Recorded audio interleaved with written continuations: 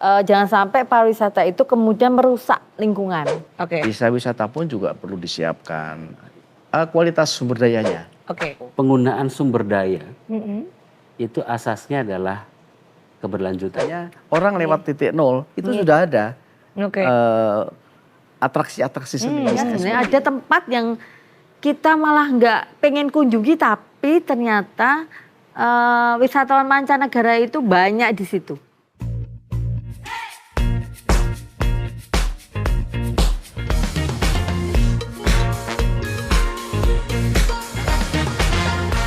Makan bakpia sama si Tasya. Hai Sobat Visiting Jogja, ketemu lagi di Bangga Berwisata di Indonesia. Apa kabar ya? Semoga masih semangat ya untuk terus bisa menyaksikan episode-episode menarik dari Bangga Berwisata di Indonesia ya. Ketemu lagi bareng Iren Anggun. Tentunya bersama dengan narasumber-narasumber hebat hari ini yang bakal kita todong ilmu-ilmunya gitu ya. Kita todong pendapat-pendapatnya terkait dengan pembahasan yang akan kita diskusikan hari ini.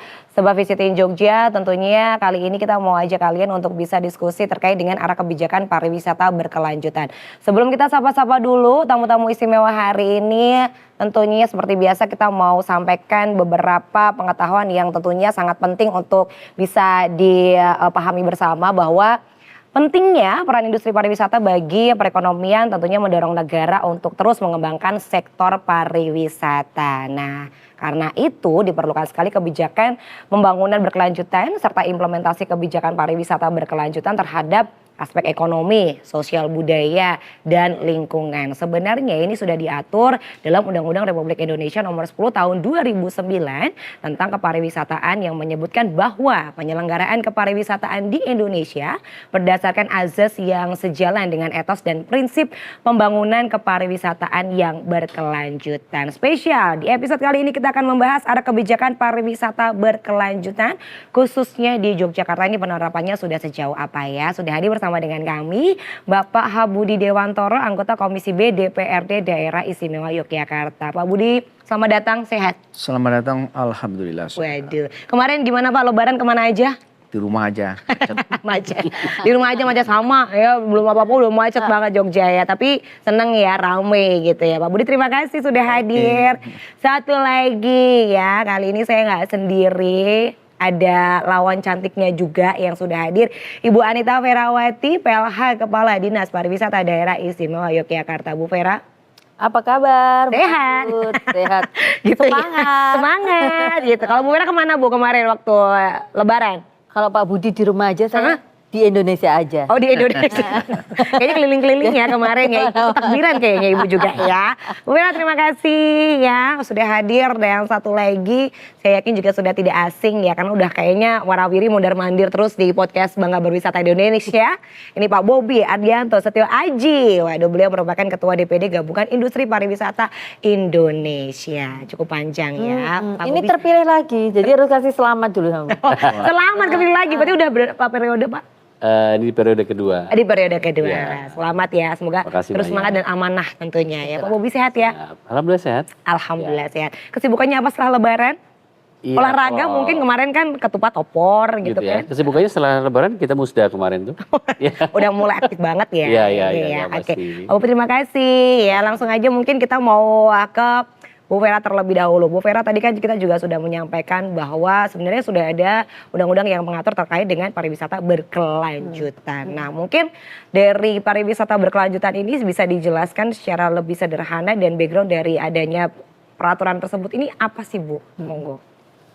Tadi Mbak Anggun kan sempat sounding sedikit ya. Iya, betul. terkait dengan Spill dikit gitu ya. Sedikit, yang Undang-Undang Nomor 10 Tahun 2009 ya. Itu betul. sudah disampaikan di situ kalau memang arah kebijakan pariwisata kita sudah mengarah ke berkelanjutan. Berkelanjutan. Sebenarnya berkelanjutan itu dari katanya sendiri kan sudah kelihatan kalau kemudian sesuatu terkait dengan pariwisata itu nggak cuma berhenti di satu sekarang aja nih, tapi memang kedepannya itu harus diperhatikan terkait tadi dengan sosial ekonominya, gimana kemudian terkait dengan dampak ekonominya itu kan nggak cuma sekarang tapi berikutnya harus dipikirkan. Kemudian terkait dengan budaya, jadi jangan sampai kemudian meninggalkan warisan budaya. Jadi tetap harus Kalau Jogja apalagi harus budaya dan pariwisata itu nggak boleh lepas karena pengembangan pariwisata di Jogja itu tidak boleh meninggalkan kebudayaan.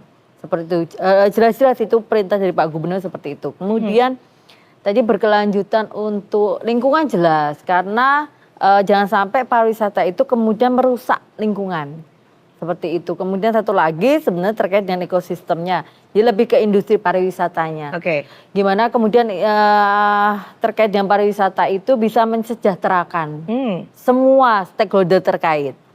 Tadi kalau di undang-undang sudah disebutkan sebenarnya di rencana induk pengembangan pariwisata di kita di daerah istimewa Yogyakarta yang Perda nomor 1 tahun 2012 yang kemudian dirubah itu di Perda nomor 1 tahun 2019 itu juga disampaikan visi untuk pariwisata di daerah istimewa Yogyakarta sampai 2025 itu kita sebenarnya mewujudkan daerah istimewa Yogyakarta sebagai destinasi pariwisata berbasis budaya, kemudian berkelas dunia, berdaya saing berkelanjutan. Nah itu juga disebutkan dan menyejahterakan masyarakat. Jadi itu jelas-jelas sudah disebutkan juga.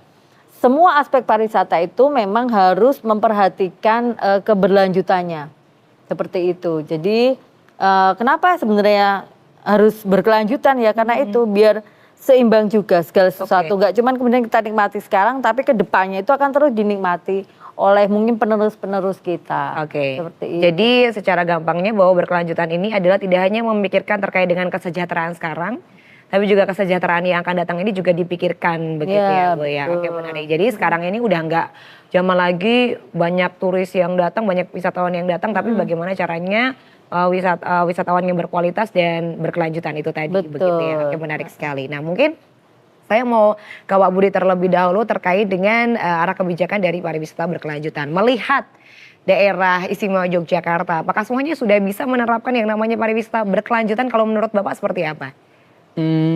Pertama-tama kita itu takdirnya nemu ya. Jogja itu kan punya warisan budaya. Kemudian jantungnya Jawa itu ya keraton kan begitu. Kalau menurut Dr. Kunto Wijaya itu kan apa ya? Ada akar budaya Jawa itu pertama di keraton, yang kedua di masyarakat pedesaan, yang ketiga di pesantren begitu. Itu pendapatnya Pak Kunto Wijaya. Artinya kita itu sebetulnya ya backgroundnya nemu. Sebetulnya sama sih kayak Bali begitu. Cuman misalnya kalau kita bandingkan, kalau Bali itu mungkin lebih siap ya. Ada unsur culture, ada unsur ya kepercayaan begitu. Sehingga misalnya kenapa Bali itu orang tidak mudah menebang pohon seenaknya. Betul. Yang paling luar biasa menurut saya di Bali itu masyarakatnya itu welcome ya. Kita kalau kesasakan tidak ada. Kayak di tempat kita itu misalnya kalau nanya nggak turunin motornya, blusuk kewe. Di Bali nggak ada. Kita lihat artinya memang mereka ngerti kalau di Bali itu menjadi tempat tujuan orang seluruh dunia begitu. Jadi setiap apa dia selalu siap begitu. Nah, yang saya tadi mengutip tadi diksi kualitas. Nah, saya melihat sebetulnya Jogja itu masih bisa ditingkatkan kualitas destinasi wisatanya begitu. Sebetulnya ya. Ya terutama kita memang ya maklum ya kita itu kan belum bisa bersih, belum bisa disiplin, belum bisa apa itu belum culture-nya kita itu belum ya. Kemudian juga ya sumber daya tadi bandingkan. Ya kita kan sering kecolongan ya misalnya ngepro ya tahu ya jajan. Tahu iya betul. Begitu diviralkan kita ngamuk gitu. Itu karena ketidaksiapan kita. Mungkin juga banyak kalau tukang becak itu. Saya pernah misalnya nggak naik becak. Orang becak ngirit. Nyelekit itu artinya itu. Jadi masih ada yang hal-hal yang mungkin terutama terjadi, para pelaku-pelaku ya. Hotel mungkin, para pelaku. Siapapun yang terlibat di bawah gitu ya masyarakat. Disiapkan. Desa wisata pun juga perlu disiapkan. Kualitas sumber dayanya. Orang yang mengelola dan menyambut tamu, melayani begitu. Sementara gitu dulu Mbak. Ini menarik ya bahwa Pak Budi ini baru saja menginformasikan terkait dengan fakta. Mungkin tidak hanya di Jogja tapi juga tempat-tempat wisata lainnya juga kalau masalah SDM ini masih menjadi tantangan sampai dengan saat ini begitu ya Pak ya. Karena berbicara terkait dengan pariwisata berkelanjutan kan SDM-nya ini juga perlu ya Bapak Ibu sekalian ya, perlu dipersiapkan begitu ya. Nah jangan sampai nantinya ada hal-hal yang seperti itu viral dan akhirnya mencoreng dunia pariwisata di Jogja. Jadi memang yang paling penting pariwisata berkelanjutan ini adalah persiapan dari SDM-nya. Kalau Pak Budi seperti itu ya. Oke. Pelaku-pelakunya. Para pelaku-pelakunya begitu. Nah kalau Pak Bobi sendiri sebenarnya sudah tidak sabar untuk mengutarakan pendapatnya begitu ya. Dilihat dari raut wajahnya begitu. Jadi disemanggakan. Kakak motor itu kayak gitu ya. Silakan gitu kayaknya Bapak ingin sekali mengomentari gitu ya. Iya, iya terima kasih Mbak Anggun, Pak Budi dan Bu Vera. Jadi sebenarnya kalau kita bicara sustainable tourism itu adalah isu yang sudah sangat hangat di dunia gitu. Oke. Di dunia itu sudah hampir semua negara di dunia sudah melakukan hal itu. Dan tentunya kita Indonesia nggak mau ketinggalan dong. Betul. Gitu ya. Apalagi Jogja nih. Iya. Harusnya itu menjadi bagian dari kehidupan kita. Tidak hanya untuk kebutuhan pariwisata, tetapi lebih bagian dari kehidupan kita sebenarnya. Karena itu akan jauh lebih mudah dibanding kita memaksakan purely untuk urusan pariwisata. Tetapi kalau itu menjadi bagian hidup kita, tentunya sustainable ini akan terbentuk dengan sendiri. Oke. Nah, kalau kita lihat situasi yang sekarang, seberapa urgent sih sebenarnya gitu ya, regulasi ini diberlakukan. Saya sampaikan industri, jelas-jelas kami sampaikan bahwa sangat urgent sekali. Oke. Bagaimana kita segera untuk bisa melakukan hal itu. Urgensitasnya sejauh apa? Karena kembali lagi bahwa kita melihat beberapa perubahan yang terjadi, baik itu di dunia maupun secara nasional. Hampir semuanya mereka mulai menata itu. Tadi kalau Pak Budi sedikit banyak menyinggung Bali. Bali sangat concern sekali dengan sustainable tourism. Oke. Tidak ada namanya di supermarket sudah memberikan plastik lagi, nggak ada mereka. Udah nggak ada. Nggak ada. Perdanya pun jelas. Kemudian monefnya jelas, artinya sisi penegakan hukumnya juga jelas.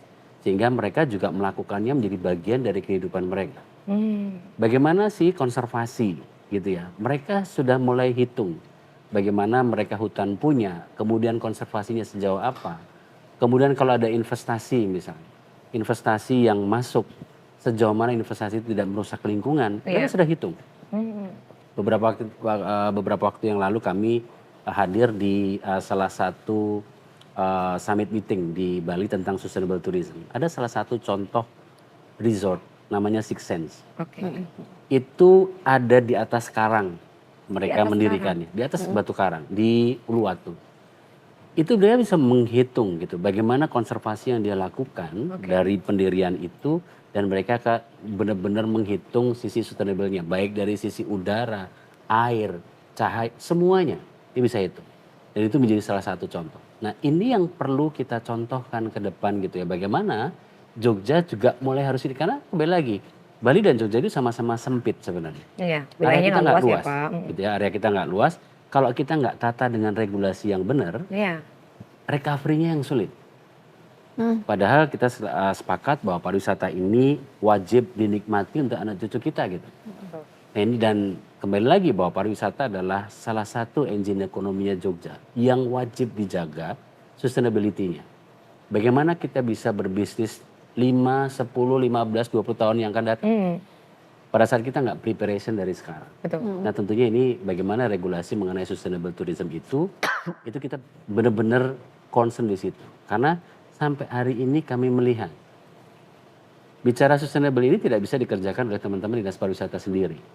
Tapi multi OPD seharusnya supporting untuk itu. Karena kembali lagi pariwisata tidak bisa diselesaikan oleh satu sisi saja, tapi multi stakeholder tentunya akan menjadi hal yang perlu memiliki satu mindset yang sama gitu ya. Karena satu hal yang perlu menjadi satu basic, penggunaan sumber daya itu asasnya adalah keberlanjutan. Itu yang menjadi pijakan kita bersama.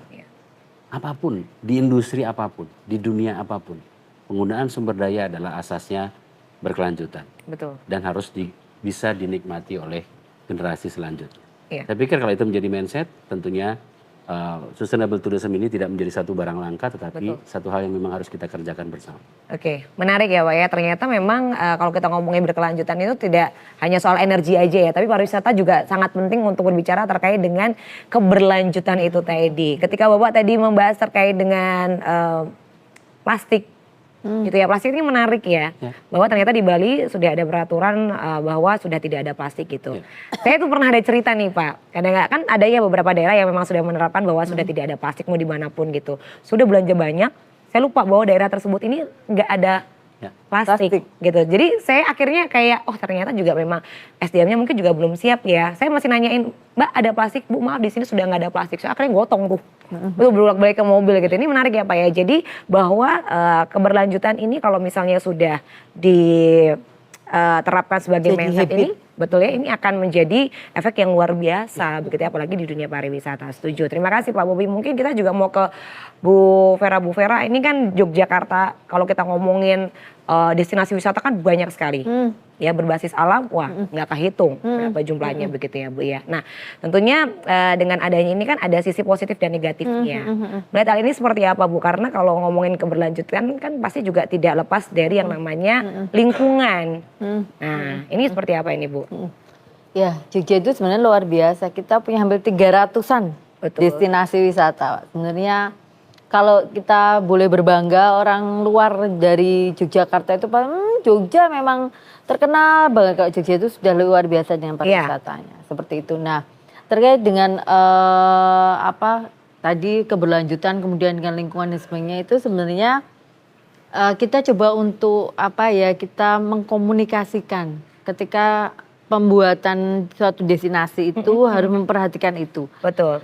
Jelas banget sih ketika pandemi pun kan CHSE itu benar-benar diperhatikan. Ketika mereka nggak menerapkan CHSE nggak bisa buka misalnya seperti itu. Nah memang kita harapkan hal apa yang sudah kita bina, jadi kita belajar banyak dari pandemi itu sebenarnya. Itu benar-benar diterapkan sampai sekarang seperti itu. Jadi mungkin sama dengan di Bali, mungkin kita butuh regulasi untuk kemudian ada punishment. Kalau sama ini mungkin punishment kita yang memang kurang ya kita berikan gitu. Kita berikan, tapi kita coba untuk mengarahkan beberapa hal bahwa kita memang nggak tutup mata terhadap investor, tapi kita juga harus memperhatikan apakah kemudian sama yang sampaikan Pak Bobi, dia benar-benar menghitung apa yang dia buat itu, gimana kemudian nanti keberlanjutannya, konservasinya dan sebagainya. Karena kita lihat ini perkembangannya Jogja ini mungkin sudah mulai saya bilang Pak Bobi. Sudah mulai arah ke situ, hampir sama kayak Bali nih. Itu apa yang namanya beach club itu sudah mulai bermunculan. Nah itu dan biasanya hampir sama dengan tadi yang di Uluwatu, sepertinya mereka di tebing-tebing. Tapi mungkin kita harus mulai ini agak mulai bekerja keras dengan teman-teman kabupaten kota juga, karena ada beberapa kewenangan yang di kabupaten kota untuk kemudian ini benar-benar di warning situasi-situasi seperti ini, seperti itu. Jangan sampai ketika nanti ya kita punya anak cucu yang ke generasi sekian itu sudah nggak bisa menikmati. Jogja punya tebing, Jogja dengan luar biasa punya geoparknya, seperti itu kita nggak bisa menikmati. Jadi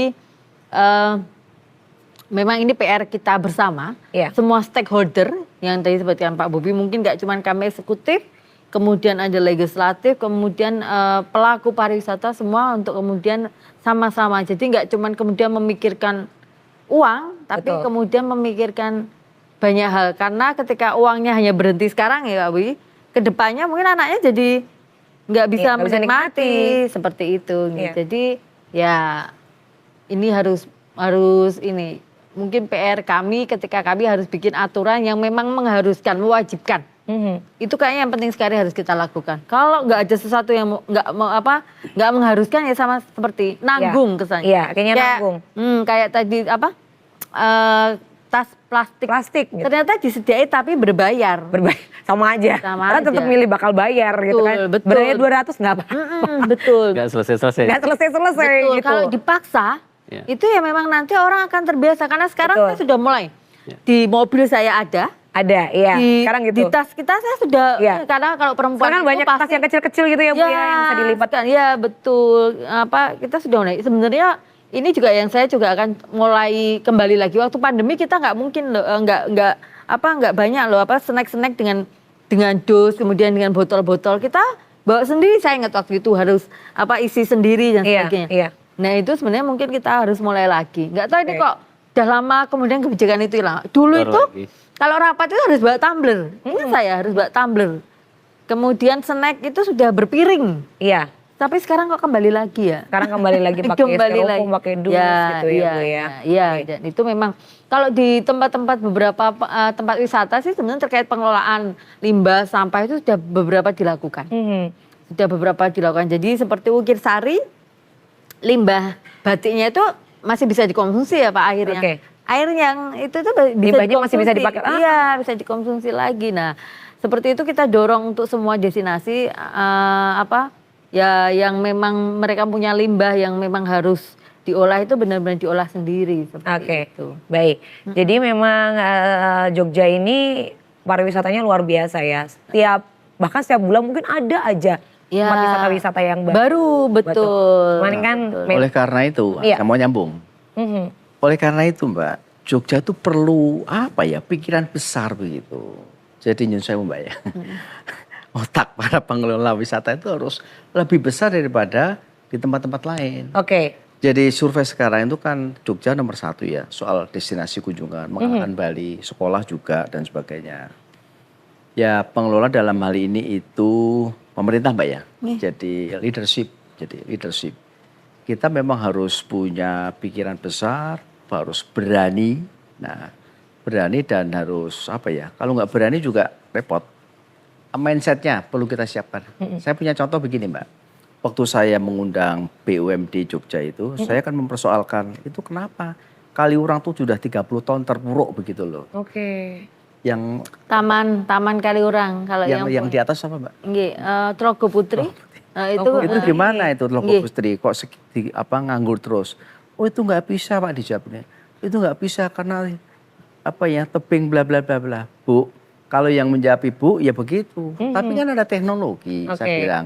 Di Ubud orang bikin kolam renang tuh menggantung kok di tebing ya Pak. Ada ahlinya yang nah harusnya begitu loh. Jadi ya OPD begitu penanggung jawab itu nggak harus melakukan sendiri. Tapi berani begitu loh. Jadi berani melakukan hal-hal. Kalau nggak ngerti ada yang ngerti. Ilmunya ada, konsultannya ada. Nah maksud saya begitu.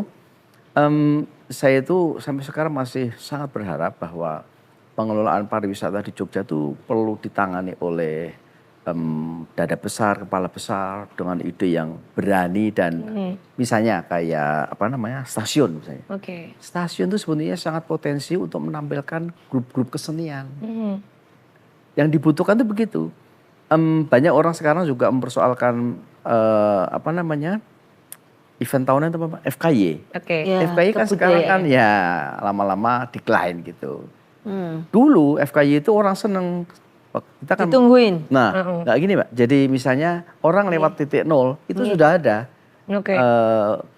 atraksi-atraksi seni misalnya seperti itu. Tidak harus dijadwal hari ini di dusun ini ada ini. Kalau wisatawan suruh gitu ya nggak mau begitu. Nah maksud saya sebetulnya FKY itu forum penting untuk mendeklar berbagai kekayaan budaya dan pariwisata lewat tadi itu ya seni yang sifatnya spontanitas itu apa namanya? Lupa saya. Kalau di bandara itu apa Mbak? Di bandara itu yang ada nari itu loh. Istilahnya bahasa Inggrisnya itu atraksi. Tapi saya sempat lihat juga itu. Atraksi budaya. Iya. Namanya apa? Ada nomenklaturnya tuh. Bahasa budayanya. Lupa nih. Tua. Atraksi kesenian biasanya seperti itu. Namanya dalam bahasa Inggris ada. Nah contohnya seperti itu. Intinya adalah bahwa pariwisata itu perlu diorganisir. Ya perlu mana-mana saja yang perlu di set up. Mana-mana saja yang perlu begitu. Karena ke depan Jogja itu mesti akan semakin banyak dikunjungi orang. Saya yakin deh. Ya. Lah tinggal kita modal apa enggak? Nah, jadi maksud saya begitu, Pak. Leadership, kepemimpinan yang berani dan kemudian juga kalau nggak berani juga nggak jalan. Betul, setuju Pak. Jadi kalau tadi Bapak memberikan salah satu contoh adalah misalnya di Kaliurang gitu ya Pak ya, ada Toko Putri. Ini kan sayang banget ya kalau misalnya dibiarkan begitu saja, dibutuhkan orang-orang di belakang layar yang tentunya mempunyai ide yang besar, bisa menghidupkan kembali salah satunya di Toko Putri itu gitu ya. Balik lagi berarti SDM ya Pak ya, para pelaku-pelakunya yang tentunya diharapkan mereka punya pandangan yang mungkin 2-3 langkah lebih maju begitu ya. Oke, Pak Budi terima kasih untuk diskusinya luar biasa. Kalau dari Pak Bobi sendiri melihat statement dari Pak Budi bagaimana? Setuju Pak? Ya, tadi yang saya sampaikan bahwa sustainable tourism itu memang harus disepahamkan dengan satu konsep gitu. Oke. Gitu ya. Pada saat pengembangan sustainable tourism itu dilakukan secara sporadis, tentunya pasti akan tidak bisa terstruktur dengan baik. Maka dari itu konsep itu perlu dimatangkan bersama. Tadi saya menyambung apa yang sampaikan Pak Budi, masalah di Kaliurang misalnya. Karena kita bicara sustainable itu godaannya banyak di depan. Antara sustainable tourism dengan pendapatan sesaat. Ini biasanya kontraproduktif gitu. Salah satu contoh kalau kita bicara di Kaliurang. Kaliurang itu ada namanya lorong oksigen. Sebelum di Telaga Putri kita belok kanan itu ada lorong oksigen. Dan orang sudah terlanjur seneng, orang-orang hes segala macam itu ke sana, lorong oksigen. Tetapi sekarang menjadi viral berbalik, daerah situ menjadi pusatnya ajang ATF, ATV. Yang roda 4 masuk ke hutan itu. Terus how come? Kita harus bicara apa? Karena itu dua konsep yang bertolak belakang. Pada saat kita bicara konservasi di situ sebagai bagian dari sustainable tourism, jelas nggak mungkin diperbolehkan. Tetapi pergerakan ekonomi itu yang menjadi tantangan buat kita. Gitu. Apakah kita akan mengutamakan sisi ekonomi terlebih dahulu, atau keberlangsungan yang ada di sana sebagai konsep sustainability? Inilah, ini salah satu contoh kecil gitu. Dan ini terjadi di hampir semua daerah. Betul. Kan itu. Nah ini perlunya ada konflik makanya ya Pak, kepentingan itu tadi mau yang konflik mana kepentingan dulu. yang kita dihadapkan dengan itu yang tentunya itu harus ditata dengan sebuah konsep dan regulasi yang jelas. Sehingga tidak menjadi satu bola liar di lapangan gitu. Itu yang terjadi. Karena kalau saya bilang sustainability itu lifestyle kok. Sekarang kita bisa lihat lah. Gen Z itu sekarang kemana-mana bawa tumbler. Ya kan? Itu lifestyle gitu. Itu bagian dari kehidupan mereka sekarang. Mereka udah nggak lihat botol aqua begitu aja risih gitu. Mereka pakai tumbler. Nah, hal begini yang perlu dibangun bahwa sustainability itu ya lifestyle gitu. Bukan hanya sebatas kita hadapkan dengan regulasi dan punishment, tetapi bagaimana kita lebih menekankan itu keberlangsungan kehidupan kita ke depan. Ini yang perlu didorong. Nah, maka dari itu saya pikir inilah perlunya untuk menyamakan persepsi dan pandangan dari semua stakeholder tadi. Sehingga tidak ada mispersepsi di satu dengan yang lain dan saling bertabrakan tadi sebagai salah satu contoh tadi di Kaliurang tadi antara lorong oksigen dan pergerakan ekonomi. Sekarang bayangkan dengan satu hari pergerakan di situ kalau kita lihat mungkin antara 10 sampai 25 juta per hari, kita bisa lihat apakah kita akan cukup tegas dengan untuk daerah itu tidak bisa digunakan untuk itu atau tidak. Nah ini yang perlu ini kan. Artinya pada saat kita akan melarang, tentunya kita memberikan solusi pasti. Betul. Ya kan, tidak tutup mata melarang dan itu menjadi permasalahan tersendiri. Nah ini masih sama lah dengan mungkin kalau kita lihat jeep segala macam gitu ya. Nah ini banyak sekali hal yang kita hadapi bahwa antara sustainable tourism konsep ini dengan apa realita yang ada di kita, ini effortnya masih sangat besar sekali. Iya, setuju. Maka dari itu tentunya biar tidak menjadi permasalahan tersendiri ya, disepakati duduk bersama untuk kita membuat regulasi dan konsep ini. Sebelum kita tertinggal oleh daerah yang lain. Betul. Karena ini akan berpengaruh dengan pola minat wisatawan ke kita juga. Pada saat pola pariwisata sekarang mulai beralih ke sustainable tourism, mereka juga akan melihat kok destinasi yang dituju. Itu sudah mengadop itu belum? Itu menjadi satu note juga buat wisatawan. Pada saat kita tidak bisa mempresent itu menjadi satu poin negatif buat mereka terhadap kita. Maka dari itu sama-sama akan kita lihat sejauh mana data kunjungan kita dari tahun ke tahun. Kalau kita semakin turun, berarti ada something itu yang perlu kita Iya, perbaiki. ada yang perlu Ya kan? dievaluasi. Evaluasi. Karena apa? Karena perubahan pola wisatawan Iya, pasca pandemi. iya. Tadi berulang kali Bu Vera sampaikan, pandemi mengajarkan kita banyak hal. Dan itu pandemi juga banyak merubah pola wisatawan dengan pergerakannya yang sekarang mereka mengadop hal itu gitu. Nah ini yang perlu kita respon, kita adaptasi, dan kita lakukan inovasi untuk agar kita nggak tertinggal. Betul. Sekali lagi, sebelum diperparah dengan nyambungnya tol kita. Iya. Ini tol kita nyambung, kita nggak ada Cuma dilewati. perubahan, Iya. ya kita akan jadi penonton, benar. Betul.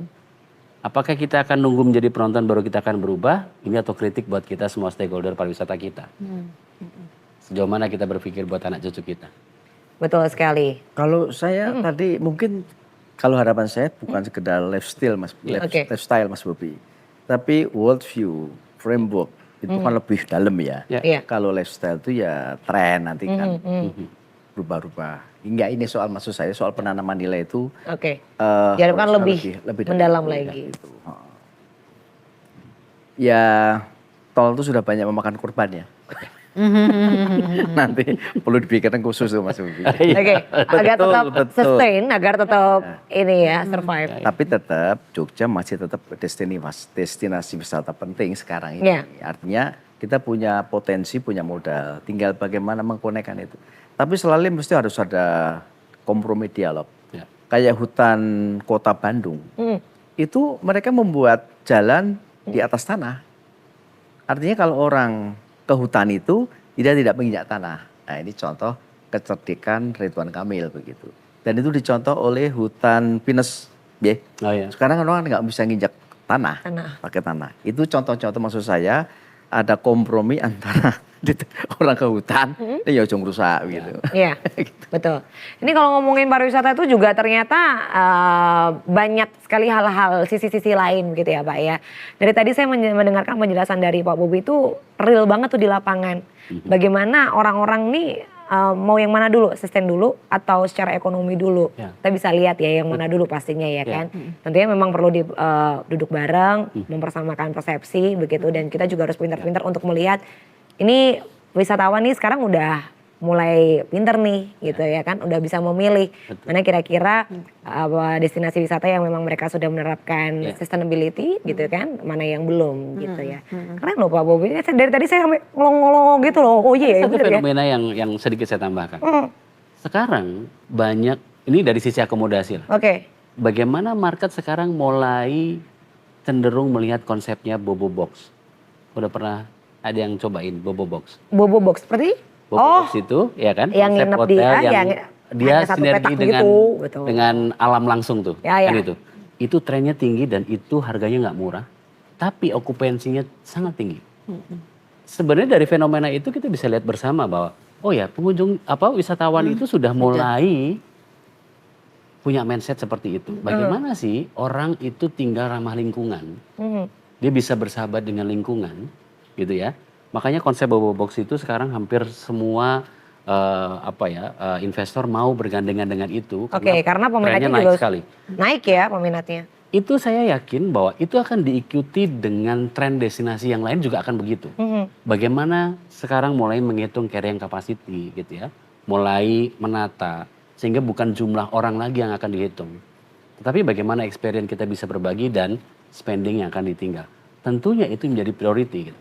Karena balik lagi bahwa sekali lagi kita nggak bisa, kalau bicara sustainable tadi, kelestarian lingkungannya pasti harus dijaga. Kita bisa lihat sama-sama gitu ya bahwa kalau kita bicara Tanjung Puting misalnya. Kenapa sih dari tahun ke tahun Wisman selalu datang ke Tanjung Puting hanya untuk melihat orang hutan? Karena itu hanya ada di seluruh dunia, hanya di tempat kita. Oke. Bayangkan kalau Tanjung Puting diserbu oleh investor yang mau bikin sesuatu dan merubah konsep itu. Kita akan kehilangan. Sama pada saat kita bicara Labuan Bajo. Karena bicara Komodo, seluruh dunia hanya di tempat kita. Bagaimana itu menjadi destinasi premium? Sebenarnya itu bagian dari sustainable tourism untuk melindungi mereka. Karena semakin banyak orang datang, mereka populasinya akan terhambat tuh. Betul, akan terganggu. Terganggu. Banyak hal seperti itu. kita bicara Baduy misalnya, Baduy dalam. Kenapa terlindungi oleh ekosistem seperti itu? Yaitu sebagai bagian dari culture yang dipertahankan untuk sustainable tourism. Gitu. Nah, ini yang balik lagi ke kita. Tadi Pak Budi sampaikan, kita tuh sebenarnya center kalau kita bicara budaya. Itulah perlunya kita melindungi budaya kita sebagai bagian dari identitas kita gitu. Karena semakin hilang itu ya semakin kita nggak punya selling point tuh. Betul. Ya kan? Bali seperti itu karena dari mulai anak-anak sampai mereka usia tua itu regenerasinya sisi culture-nya kuat sekali. Dan sejak zaman Belanda. Itu tadi. Itu yang harusnya kita lakukan. Kalau kita mau survive ke depan. Kecuali kita punya industri yang lain ya untuk membackup perekonomian kita, it's okay. Tapi nothing, kita nggak punya. Kita hanya punya 2 engine ekonomi yang kuat. 1 pariwisata dan 2 pendidikan. Yang dua-duanya sama-sama kena permasalahan kan itu. Itu yang perlu kita sadari bersama. Betul. Gitu. Ya ini kita bicara untuk masa depan Jogja dan saya pikir sustainable tourism itu menjadi harga mati lah untuk kita lakukan. Betul. Karena saya yakin roh ataupun juga semangat terkait dengan keberlanjutan ini belum semuanya punya ya Bapak ya. Iya. Karena sejauh mana sih Bu? Kadang masih mikir yang tadi. Mau ekonomi, kalau saya boleh agak, ekonomi dulu, gitu. Uang atau kemudian memang ya saiki duitnya cilik tapi itu akan terus dan itu yang memang harus sama-sama kita pahami bersama seperti itu. Kalau mikirnya sekarang hanya ya cari uang dulu dengan sekarang posisi mass tourism mungkin nggak masalah ya lihat orang datang banyak seperti itu kemudian tapi kemudian beberapa hal yang mereka nggak memberikan banyak dampak ke kita sebenarnya secara ekonomi dan sebagainya itu atau malah kemudian mereka merusak meninggalkan limbah dan sebagainya atau kemudian terkait dengan budaya mereka nggak ada sesuatu nggak ada experience yang mereka dapatkan tapi hanya lebih ke foto-foto dan sebagainya. Nah itu kemudian mau dibawa kemana sih sebenarnya pariwisata di Jogja. Nah ini sebenarnya kita sudah mulai mengarahkan pelan-pelan nih Pak Budi walaupun sebenarnya agak berat gitu. Jadi beberapa hal kita sudah mulai kalau misal nih ada wisatawan kita fasilitasi atau kemudian kita info ke kami itu beberapa yang destinasi yang kita kemudian rekomendasikan memang sebenarnya bukan hanya destinasi yang viral. Tapi yang memang kita sudah harus memikirkan hal-hal tersebut. Misalnya sekarang itu kalau kita di Jogja itu yang kita beda dengan yang lain itu kita punya desa wisata sebenarnya Pak Bobi. Itu salah satu jawabannya sebenarnya desa wisata. Dan semuanya itu sebenarnya berangkat dari pandemi lagi.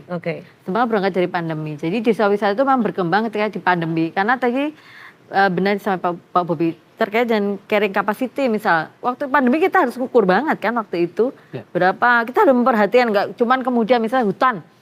Orang masuk hanya cuman untuk ngejar pendapatannya sebulan berapa, tapi enggak kan. Tapi gimana kemudian hutan itu bisa memberikan experience. Karena sebenarnya saya bisa lihat waktu itu Pak, saya coba untuk lihat.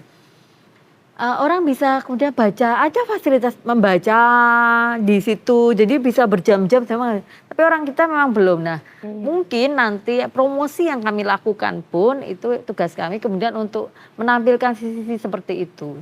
Jadi menikmati hutan tuh nggak cuman kemudian datang, kemudian hanya foto dan sebagainya. Nah terkait tadi cara melindunginya pun mungkin dengan yang kemungkinan agak ditakutkan oleh teman-teman pengelola itu terkait dengan tarif. Kalau tarifnya murah, mahal, nanti takutnya nggak ada orang. Kalau murah kan banyak. Nah itu yang mungkin juga ini masih jadi tugas kami sebenarnya untuk mendorong mereka. Jangan seperti itu karena terkait dengan tadi harus memikirkan pelestarian dan sebagainya. Nggak apa-apa mahal tapi memang itu akan terpilih sebenarnya orang yang mau datang ke situ. Ketika dia terpilih pun dia juga akan punya konsep orang datang itu nggak cuman kemudian kalau murah kan masih murah sebenarnya gue toko mana dan sebagainya. Kayak beberapa tempat disebutkan Pak Bobi itu nggak murah loh masuk ke sana. Betul. Gitu. Jadi memang itu salah satu cara kita untuk melindungi.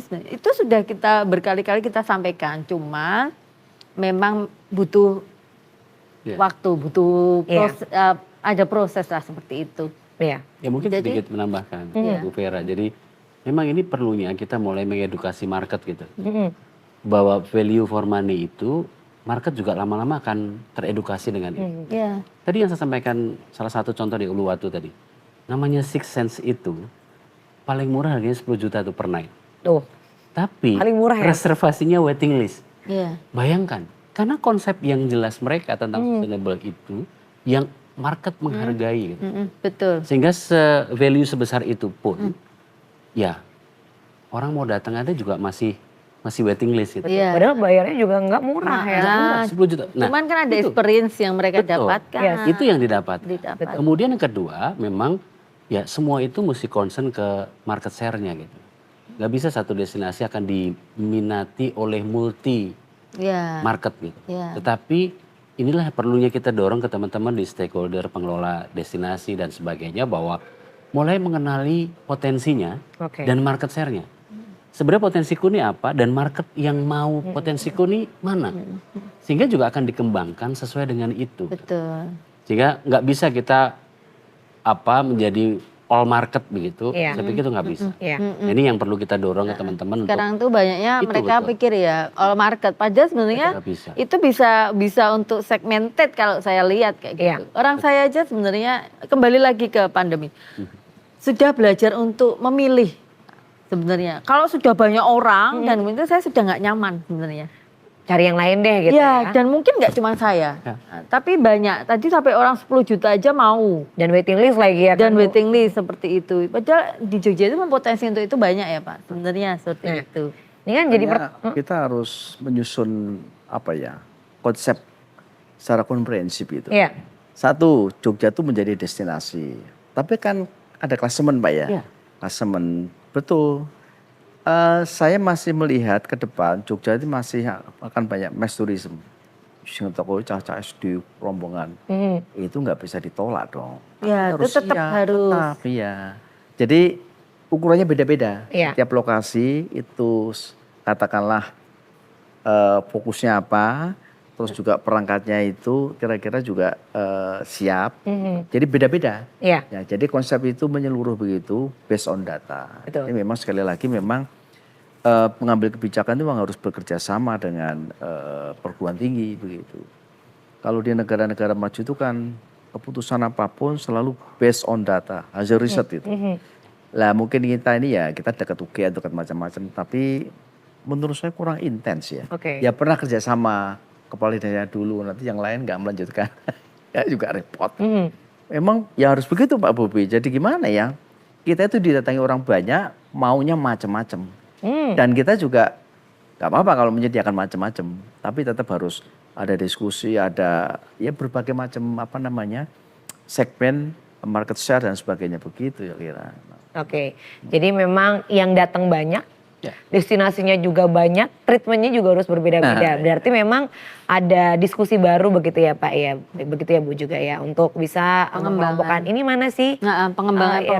Nah ini mau masa pasarnya mau yang seperti apa, kemudian juga treatmentnya ini seperti apa.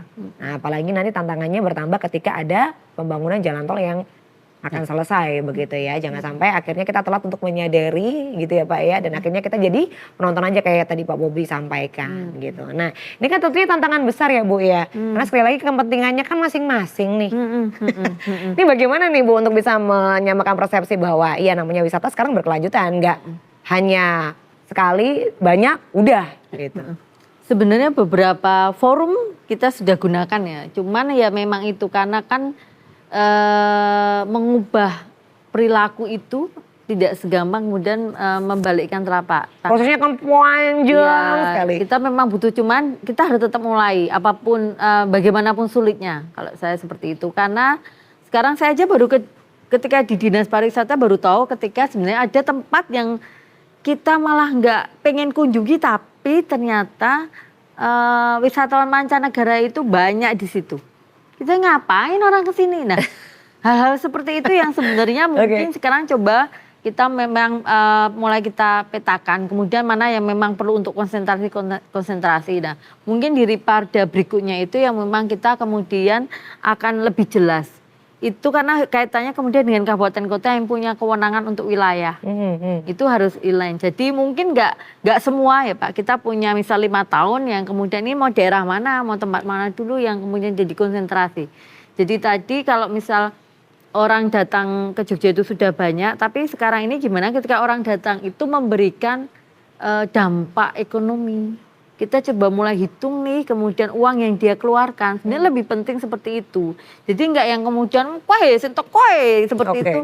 Tapi terang orang tuh popo atau kemudian dia mengeluarkan hanya berapa ratus ribu. Tapi seperti yang Pak Bobi tadi, 1 malam 10 juta ya. 2 malam tuh berapa, 3 malam berapa. Dan waiting list lagi ya. Ya.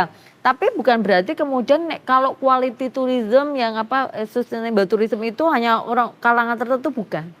Sebenarnya hampir semua segmen sebenarnya bisa ya, nggak kemudian harus mahal.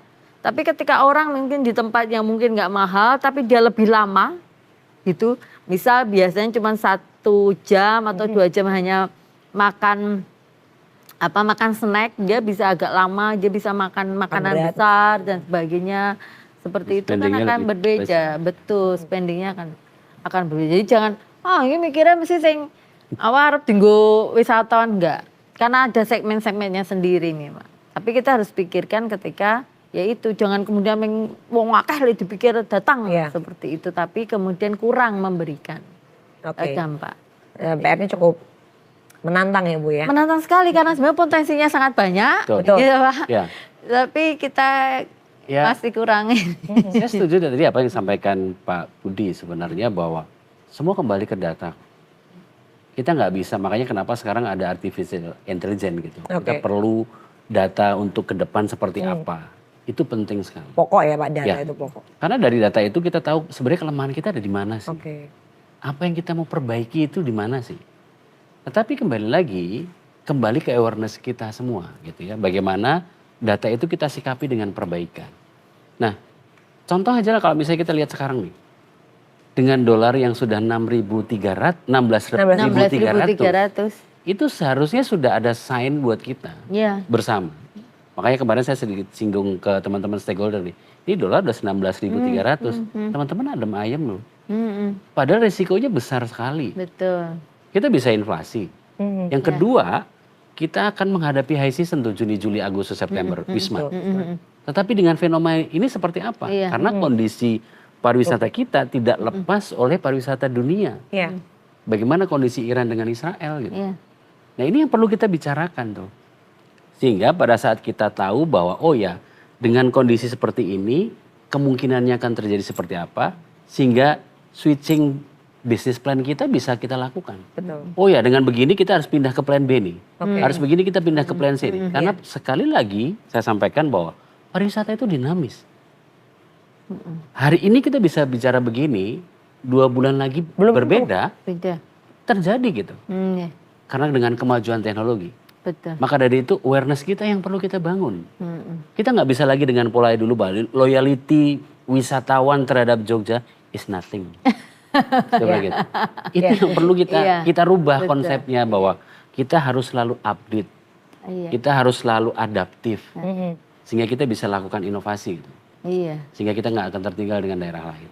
Saya pikir itu sih yang perlu kita sikapi bersama. Tiket ini sudah ketika dolar itu pasti orang kemudian bisa mereschedule. Ini berarti harusnya udah jadi warning kita. Warning betul. Sudah itu kan sekarang ini kan tiket kita masih jadi masih jadi isu yang mungkin harus kita perhatikan. Akomodasi tiket untuk yang tadi sampai mobil untuk yang mancanegara. Ketika dolar habis segini kan mereka pasti ada schedule. Ini jadi nggak nih ke Indonesia seperti itu. Karena itu pasti pengaruh ke harga minyak dunia. Pada saat harga minyak dunia after naik, pasti itu penerbangan internasional juga akan naik pricing. Betul. Itu kan impactnya pasti akan sampai ke kita. Nah, maksud saya hal begini yang perlu kita awareness dari awal gitu, sehingga switchingnya kita juga nggak gagap gitu. Betul. Ya kan tiba-tiba harus ngadepin begini, tapi jauh hari sudah prepare, sudah kita gambarin nih. Kalau prepare-nya udah jauh-jauh hari kan akan bisa pasti. Ini minimal antisipasinya juga lebih baik begitu ya Bapak Ibu sekalian ya. Itu kajian-kajian lah pentingnya di situ. Jadi tidak hanya sekedar membuat sesuatu, tapi harus di belakangnya itu adalah based on data, kajian. betul. Tetap harus, kalau enggak kita Ada tindak lanjut dari data ya tersebut apa ya selalu Pak? pragmatis, selalu pengen cari duit banyak, tapi lama-lama remuk gitu. Duitnya banyak, remuk buat recovery, habis lagi. Habis lagi, iya. Karena latah kalau saya lihat kadang itu di kita ya. Kalau bikin sesuatu tuh latah. Tonggone gawe, tonggone meneh gawe, tonggone meneh Ikut, gawe. ikutan. Kayak gitu. Kadang ngapain bikin kayak gini? Kan ini untuk tempat foto, Bu. Kayak yang di sana. Hah? Kami tuh Kamu diketawa. Iya. Kita tuh cari ke sini itu bukan tempat foto ini loh, Pak. Saya kan kadang di destinasi yang seperti view-nya di sini sudah bagus banget. Ngapain harus dikasih foto booth tempat orang foto?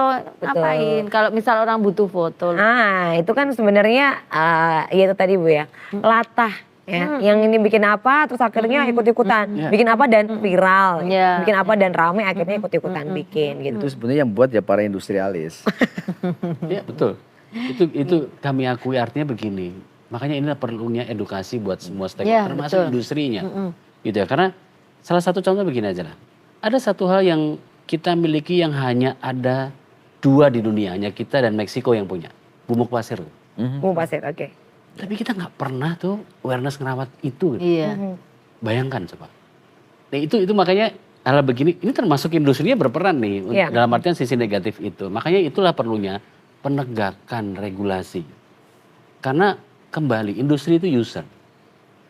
Namanya user itu maunya isi Pak. Ya kan? Itu yang harusnya ada penegasan. Oke. Bagaimana penegasan regulasi untuk melindungi bisnis kita bersama.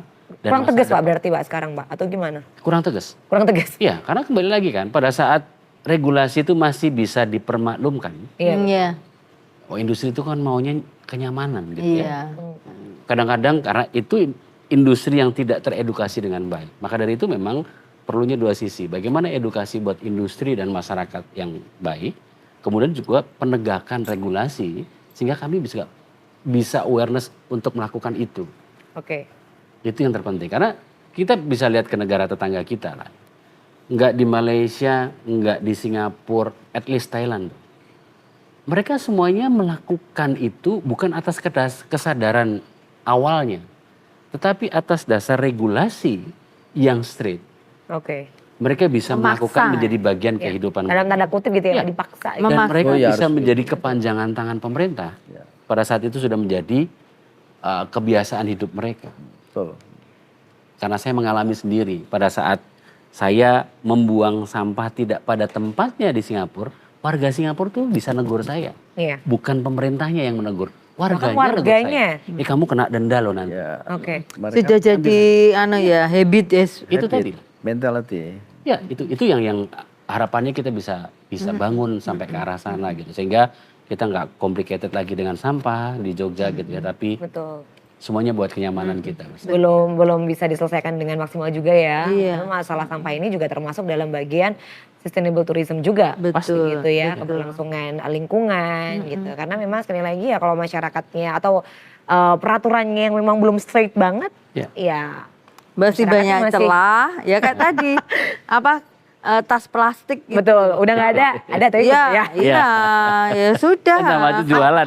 Iya, jangan cuma murah, gitu kan. Betul. Kecuali dia harga mahal. Ya, ada kok kantong plastik sebenarnya 20.000 ya, orang juga mikir-mikir. Iya, atau 50.000 gitu. Itu kasih harga ngawur kayak gitu. Iya, paling-paling jadi itu ya, masuk gitu kan. Tapi kan akhirnya sebenarnya bukan maksa gitu. Bukan dihargai barangnya, tapi kemudian dihargai sisi komitmennya. Ya. Berarti orang-orang kita harus digituin berarti ya Pak ya? Harus benar-benar, ya Budi ya? Berarti memang harus benar-benar dari saya menyampaikan Pak Budi. Pemimpin harus memberi contoh. Oke. Betul. Ya kalau enggak ya, jangan bikin orang tuh frustasi. Contohnya aja enggak. Oke, jadi memang harus ada peraturan yang jelas, yang benar-benar mengikat, kita ada punishment yang jelas. Bisa membuat salah satu cara ya, bisa membuat masyarakat kita ini ya bisa berubah begitu. Makanya memang ini balik lagi, kalau kita bicara sosialisasi, ini kan nggak lepas dari sosialisasi. Iya. Makanya saya bilang sosialisasi sadar wisata gitu. Karena ini bagian dari sustainability. Iya, betul. Ini yang memang harus kita rubah. Karena generasinya sudah berubah. Iya. Penyampaian tadi, makanya saya sampaikan tadi. Kalau saya bicara lifestyle, itu sebenarnya pintu masuk. Gen Z itu kalau ditariknya ke lifestyle, Oh, itu happy itu. Mereka lebih Tapi agak setelah itu kemudian di frame-nya Pak Budi tadi Yes. untuk jadi lebih deep Dalam. di situ Lebih dalam kan itu kan.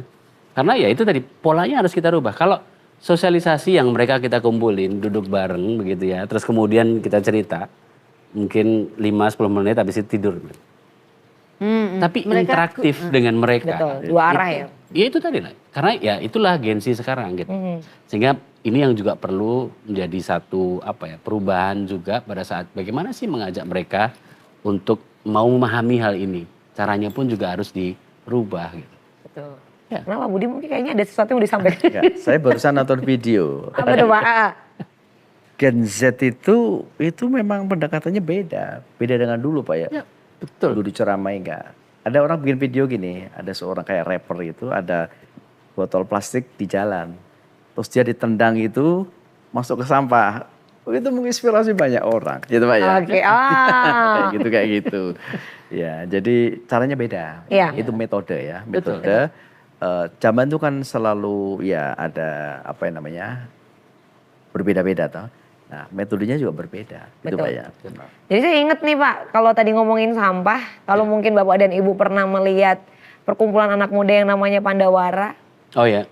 yang mereka memang dari satu tempat ke tempat yang lain untuk bisa menyelesaikan satu sampah itu kan. Jadi situ saya juga melihat biasa itu luar biasa ya Pak ya, bahwa anak muda ini senang dilebatkan dan tanda kutip ya memang mereka juga senang akan diakui. Iya. Iya, betul, Iya kan? betul. Betul. Jadi sekarang itu kalau misalnya orang bisa jadi viral ya, yang baik bisa jadi viral, yang buruk juga bisa jadi viral. Jadi dari situ saya belajar, oh iya, memang anak-anak muda ini senang banget kalau diakui dan dilibatkan, gitu. Dan dengan harapan kalau misalnya melihat Pandawara bisa sampai sekarang, ada Pandawara-Pandawara lain yang akhirnya juga mengikuti, gitu. Jadi ngomongin wisata tuh kayaknya nggak cukup sejam nih, bisa ditambahin nggak? Ini belum kelar nih soalnya ya kan, ini kayaknya baru kulitnya doang, belum Iya. sampai dalam-dalamnya. Tapi yang jelas dari apa yang kita perbincangkan sekarang, bahwa sebenarnya regulasinya sudah ada. Tinggal penegakannya seperti apa, begitu ya. Nah mungkin dari Pak Bobi sendiri ada sedikit yang mau disampaikan, closing statement untuk pemirsa yang menyaksikan acara ini Pak, silakan. Ya, saya pikir kembali lagi bahwa sustainable tourism tidak bisa diselesaikan sendiri oleh Dinas Pariwisata, tetapi kembali lagi bagaimana sisi government, industri, dan masyarakat sama-sama kita memahami masa depan kehidupan kita bersama. Akankah anak cucu kita juga masih bisa hidup menikmati pariwisata di Jogja ini atau tidak? Kita bagian dari yang menentukan hal itu. Mari sama-sama kita sadari itu dan lestarikan pariwisata kita sehingga akan masih bisa dinikmati oleh generasi-generasi kita selanjutnya. Mantap. Kalau dari Bu Vera Bu, silakan. Sama sih sebenarnya kalau saya kepada mungkin yang mendengarkan atau yang melihat acara ini kita ini, tayangan ini, mari sama-sama gitu. Gak cuman kemudian kami pemerintah, kemudian ada legislatif, kemudian ada stakeholder, tapi semua masyarakat. Memang harus jadi lifestyle. Dan memang kalau kemudian mungkin aturan kita belum bisa memaksa, tapi diri sendiri kita yang memaksa diri kita sendiri. Seperti itu. Baik Bu Vera, terima kasih Pak Budi, silakan secara singkat ajakannya, harapannya. Kalau mitranya Dewan kan pemerintah, ya jadi ya kita sangat mendorong pemerintah untuk tadi itu saya bilang selalu rajin bukan rajin tapi based on data diskusi. Sering Mbak kunjungan ke luar negeri. Kalau saya sangat mendorong Jogja tuh harus referensinya harus luar negeri, Eropa Wah, dan mantap. sebagainya. Bu Vera kayaknya langsung ngelis nih. Ini negara pertama mana ya? Gitu ya. Loh, Yang mana mau dikunjungi? Tapi kalau untuk tahun ini Bapak, karena kondisi kita seperti ini, kalau pemerintah ya kita mungkin untuk tapi kalau untuk masyarakat, ayo di Indonesia aja. Oh, Ya, belajar. Kalau kita kan sudah unggul, kompetitor kita tuh hanya Bali. Sementara ini ya kita harus cari yang lebih tinggi begitu. Oh, belajarnya ya Pak ya. Belajar pariwisata yang paling enak itu melakukan diskusi, kunjungan, pameran apa-apa begitu. Banyak di contoh begitu. Oke. Itu kalau orang berkunjung ya ke luar negeri misalnya, itu sama membaca dengan buku bejibun itu. Oke. Jadi begitu. Jadi mencari inspirasi ke luar negeri. Langsung Bu, nanti kalau misalnya butuh asisten angkat koper saya bisa. Pak Budi terima kasih. Menawarkan diri. Atau menawarkan diri ya. Pak Budi, Bu Vera, Pak Bobi terima kasih banyak. Diskusinya sangat menarik tapi memang karena waktunya terbatas. Semoga kita bisa melanjutkan lagi diskusi menarik ini. Sekali lagi memang masyarakat itu diajak dan dilibatkan. Jadi ayo semua mempunyai spirit yang sama untuk membuat pariwisata ini terus berlanjut, nggak memikirkan keuntungan semata gitu, tapi kita juga memikirkan bagaimana anak cucu kita bisa menikmati alam yang luar biasa di Yogyakarta. Terima kasih, dan tentunya kami juga mengucapkan terima kasih untuk Dinas Pariwisata Daerah Istimewa Yogyakarta. Terima kasih juga untuk Pusat Desain Industri Nasional Yogyakarta dan juga Lovis. Sampai ketemu lagi di episode Bangga Berwisata di Indonesia selanjutnya. Sampai jumpa.